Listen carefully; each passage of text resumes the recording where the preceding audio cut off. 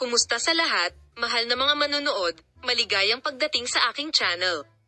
Ang premiere ng serye sa TV na Like There's No Tomorrow, na pinagbibidahan ni Halit Orhans at Tug Babuyak Ustan, ay ginanap sa gabi ng kasal.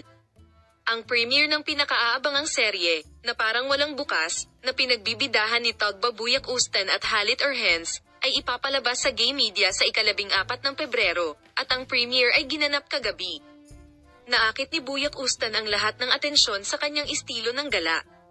Nabighani ito sa pagiging simple nito. Dumalo si Buyak Ustan sa premiere ng serye, na nagtampok ng mga matatapang na eksena, nakasuot ng itim. Ang aktres, na maingat na nakasuot ng miniskirt at transparent na blouse, ay iniwang bukas ang kanyang buhok at naglagay ng natural na makeup.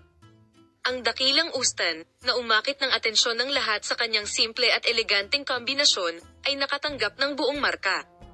Ano ang paksa ng teleseryeng Like There's No Tomorrow? Sa 4 na episode na serye, ang landas ng batang aktres na si Manolya, aka Tug Babuyak Ustan, at ang karanasang mamamahayag na si Hakan, na nakilala sa ilalim ng presyon ng isang pakikipanayam, ay nag-cruise muli ng nagkataon. Nakatanggap ng buong marka mula sa kanyang mga tagahanga ang mga matatapang na larawan at nakaistilong post ni Tug Babuyak Ustan mula sa premiere. Ang mga post niya sa social media ay nakatanggap ng likes after likes.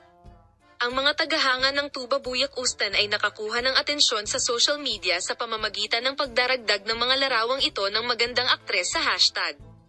Salamat sa lahat sa panonood ng aking video. Paalam, makita ka sa bagong video.